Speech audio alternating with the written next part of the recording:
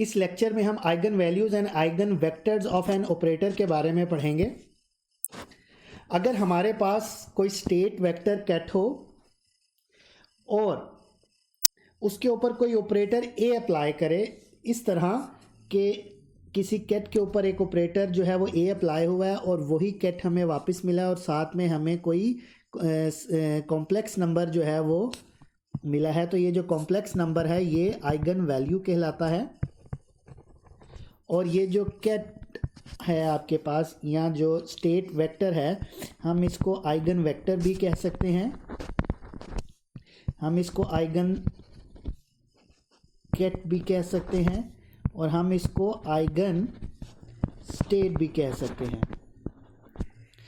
और ये जो आपके पास आइगन वैल्यू है ये क्या है, ये एक कॉम्प्लेक्स नंबर की फॉर्म में आपको मिली है। अब ये जो इक्वेशन है, इस इक्वेशन को हम आइगन वैल्यू इक्वेशन कहते हैं, या इसको हम eigen value problem of operator A भी कह सकते हैं। और इसका जो सॉल्यूशन है इस इक्वेशन का, ये हमारे पास जो है वो आइगन वैल्यूज़ और आइगन वेक्टर्स ऑफ ऑपरेटर ए देता है। अगर हमने एक सिंपल एग्जांपल को कंसीडर करना है, किसी भी यूनिटरी ऑपरेटर की जो आइगन वैल्यू है, यानी कोई यूनिटरी ऑपरेटर किसी कैट के ऊपर अप्लाई होगा तो वही कैट जो है अनचेंज हमारे पास वापस आएगा।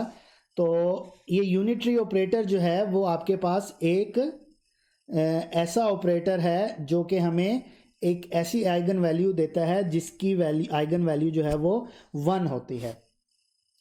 ठीक है, तो जनरली हमारे पास कोई भी ऑपरेटर जब किसी कैट के ऊपर अप्लाई हो और वही कैट हमें वापस मिले और साथ में कोई हमें कॉम्प्लेक्स नंबर की फॉर्म में कोई वैल्यू मिले, तो वो आइगन वैल्यू है और वो आइगन वेक्टर कहलाता है। इसी तरह अगर उस ऑपरेटर की कोई पावर n है तो हमें जो आइगन वैल्यू मिलेगी उसमें भी जो पावर होगी वो n होगी।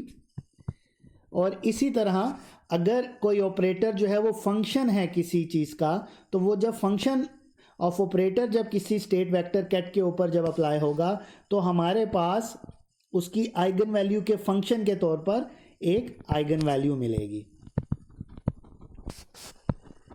इसको हम इस तरीके से समझते हैं, ए वेक्टर अप्लाई हुआ कैट वेक्टर के ऊपर तो हमारे पास आइगन वैल्यू स्मॉल ए आई।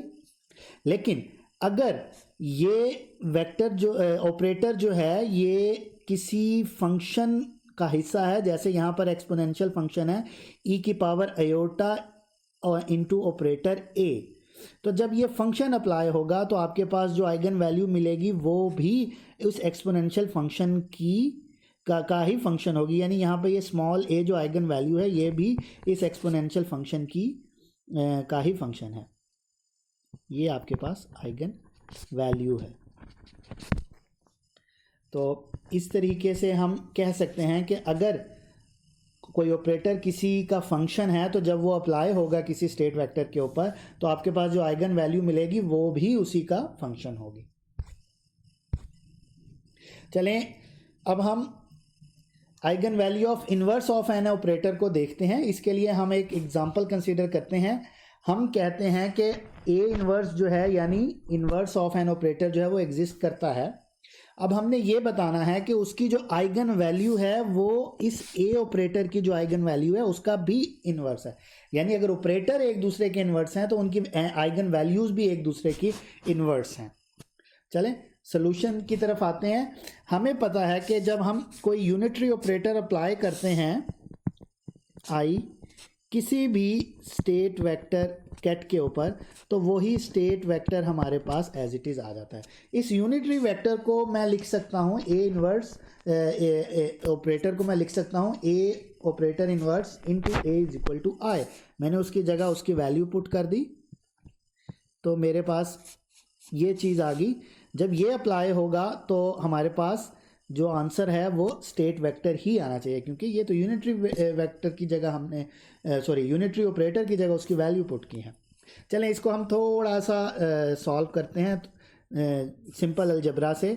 मैंने इस ए ऑपरेटर को ब्रैकेट के साथ पहले अप्लाई किया है इस स्टेट वेक्टर कैट के ऊपर, तो उसने एक आइगन वैल्यू ए जनरेट की है और साथ में हमारे पास जो है वो इन्वर्स ऑफ द ऑपरेटर जो है वो एज इट इज़ ही है। अब ये आइगन वैल्यू जो इस ऑपरेटर ने अप्लाई जनरेट की है वो चूंकि हम हमेशा लेफ़्ट साइड पर लिखते हैं कैट के, तो वो बाहर निकल आएगी। अब ये ऑपरेटर ए का जो इन्वर्स है, अब ये स्टेट वेक्टर कैट के ऊपर अप्लाई हो रहा है। जब ये अप्लाई होगा तो हमारे पास ये स्टेट वेक्टर कैट ही एज इट इज़ आएगा। अगर हम इस इक्वेशन को देखें तो इसको मैं थोड़ा रीअरेंज कर सकता हूँ। मैं ए ऑपरेटर का इन्वर्स और साई, और यहाँ पर ये जो ए यहाँ पर मल्टीप्लाई हो रहा है उधर जाके ये 1/a इंटू साई हो जाएगा। तो यानी हमारे पास ये एक्सप्रेशन आ जाएगी। तो अगर आप ये देखें कि कोई किसी ऑपरेटर का इन्वर्स उस स्टेट वेक्टर पर अप्लाई हो तो आपके पास उस ऑपरेटर के आइगन वैल्यू का इन्वर्स जो है वो आइगन वैल्यू जनरेट होती है, ये आप देख सकते हैं। तो यानी कोई ऑपरेटर ए अप्लाई हुआ, आइगन वैल्यू ए जनरेट हुई। अगर उस ऑपरेटर का इन्वर्स अप्लाई होगा तो आपके पास उसकी इन्वर्स आइगन वैल्यू जनरेट होगी। तो यही चीज़ हमने जो है वो प्रूफ करनी थी। इसका मतलब है कि इन्वर्स ऑपरेटर की जो आइगन वैल्यू होती है वो उस ऑपरेटर की आइगन वैल्यू का भी इन्वर्स होती है। नेक्स्ट हमारे पास degenerate and non degenerate eigen state है। अगर हमारे पास डिफरेंट आइगन फंक्शन जो हैं वो सेम आइगन वैल्यूज दें और जब उनके ऊपर एक ही ऑपरेटर, सेम ऑपरेटर जो है वो अप्लाई हो रहा हो, तो ऐसे आइगन फंक्शंस को हम डी जनरेट आइगन स्टेट कहते हैं। ठीक है, लेकिन अगर हमारे पास कोई ऐसा आइगन फंक्शन हो जिसके करस्पॉन्डिंग सिर्फ एक आइगन वैल्यू हो, तो ऐसे आइगन फंक्शन को हम non degenerate eigen state कहते हैं। तो ये तो था हमारा आज का lecture, eigen values, eigen vectors and eigen functions.